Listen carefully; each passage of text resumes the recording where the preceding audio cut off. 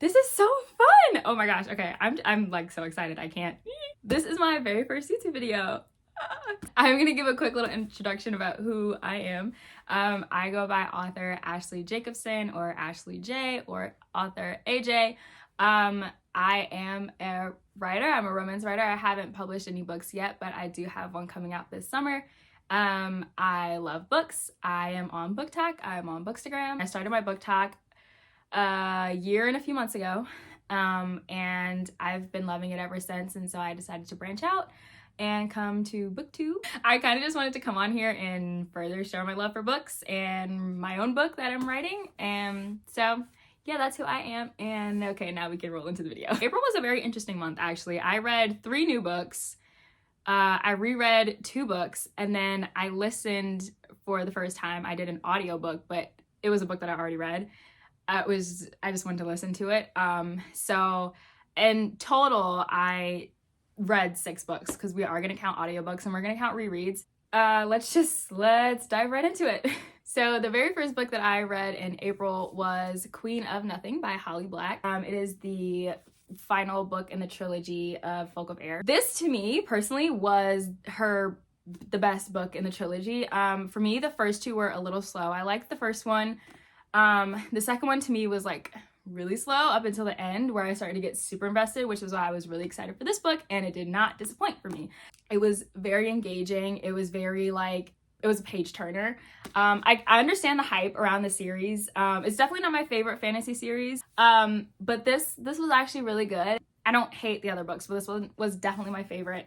I gave this one 4 stars. It was like chef's kiss to me. My absolute favorite character is Cardan, and that's not because like he's the book boyfriend. He is the book boyfriend. He is a great book boyfriend, but I actually didn't really like Jude that much. She kind of got on my nerves. She was a little bit of an annoying character, for me anyway. She was not my favorite, but I loved Cardan because he's super witty. And people really underestimated him. They kind of thought that he was like, didn't really care about his duties, that he was like a neglectful king and blase, but he was not. Like, this dude had a whole plan. Like, he had a whole mastermind plan, and like, it showed in this book. Like, he showed out. Like, I loved every single thing that he did in this book. Like, and up to that point, like, Cardan has been my favorite character from Cruel Prince, Wicked King, and Queen of Nothing. Like, he was consistently, steadily my favorite character. So 4 stars. I thought this book was super good, and it definitely kept me on my seat. That's not how you say that. It kept me on the edge of my seat. I read King of Greed by Anna Huang. I rated this book 4.5 stars. Anna, girl, like, you did your thing. This is a marriage in trouble trope. I have never read a marriage in trouble before. This was my very first marriage in trouble, and now I'm obsessed with it. She wrote it so well that like I was like in tears. The things that Alessandra was going through because of her marriage and going through with Dominic, and it was also kind of Dominic realizing that he messed up and he's about to lose the love of his life. And I feel like the emotions in this book poured out so heavily and so deeply that I felt them myself. And I've never been married before. I don't get that. And for Alessandra, I really liked how we got to see her character kind of progress. I really liked seeing her character development kind of through the series and not even just this book. But this book definitely highlighted it, and I loved kind of seeing her stand up for herself and see her like, you know, stand as a woman. Like, she was standing on business. She was standing on business in this book. She was not messing around. But this one was definitely one of my favorite books that she's written. 4.5 stars. Chef's kiss. I have no complaints about this book at all. I think it's actually one of her best. She did good. She did good. Favorite part about doing this though is that I can mess up so many times and I can just cut it. I could just edit it out. This is so much better than TikTok. Oh my god. The third book that I read this month, and I'm kind of doing it out of order because technically this was the last book that I read in April, but it was the third new book that I read in April. I read Check and Mate by Ali Hazelwood. I will never not buy one of her books. Like, as soon as she releases a book, I'm buying it. I am going to the store and I'm buying that book. She is one of my Insta-buy authors.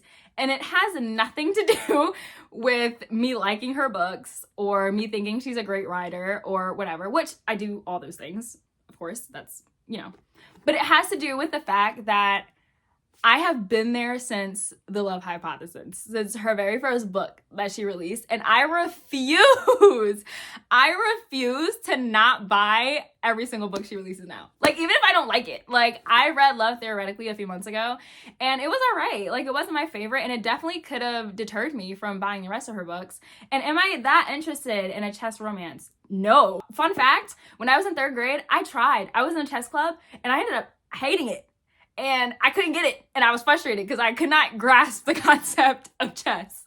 But here I am, reading a YA chess romance book just because Ali Hazelwood wrote it. I can't sit here and tell you that I've enjoyed every single one of her books. I can't, because every single one of her books have just not been for me. But I've read every single one of her books, and I will continue to read every single one of her books. Anyways, on to the review of the actual book, Check and Mate by Ali Hazelwood. I thought it was super cute, and the concept was really good. I gave this book 3 stars, which is for me a pretty solid read. Like, I have some complaints, but overall I read it, I was able to get through it, and I actually liked it. This book was about Mallory and Nolan, and Mallory quit playing chess a long time ago. Her dad taught her, and he kind of like threw her into the chess world, and she was doing chess tournaments and matches and all that stuff.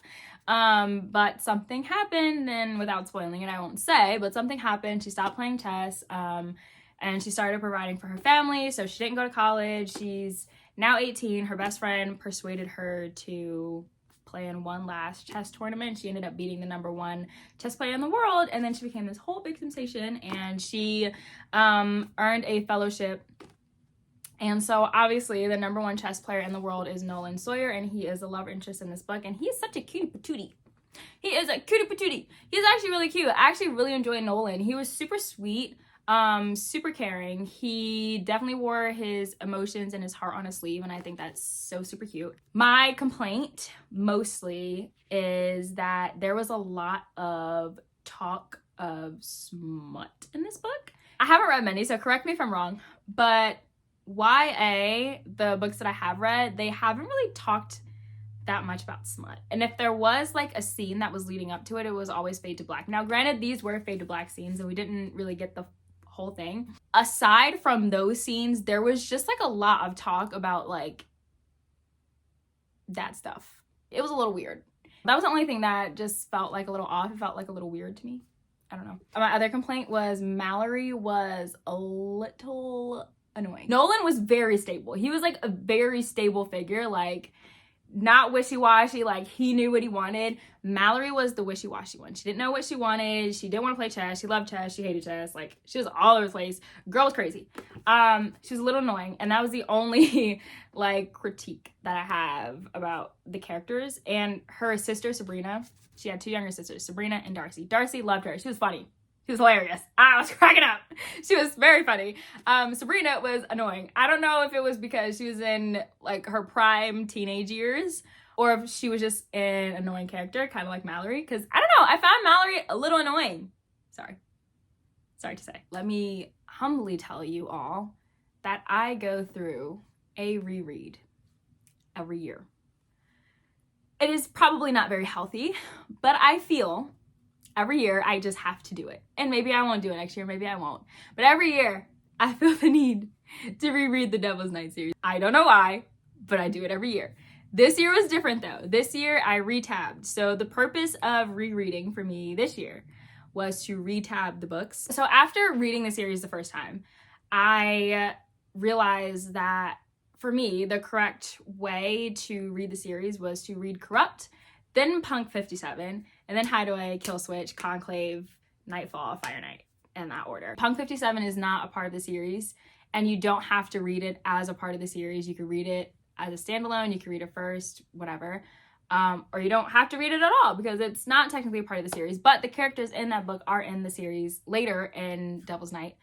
And the timeline takes place in the order that I just said. So it really is Corrupt happens first, and then Punk 57 happens, and then Hideaway, and then Kill Switch. So I reread Corrupt and Punk 57 maybe 2 or 3 months ago, and I finally got around to rereading Hideaway. So that is what I did. I reread and I retabbed Hideaway with these cute tabs. They're kind of like red, brown colors, and I think they're really cute and they go with the series pretty well. This time around, rereading the series, I was able to pick up a lot of things that I feel like I didn't pick up the first 2 times I read the series.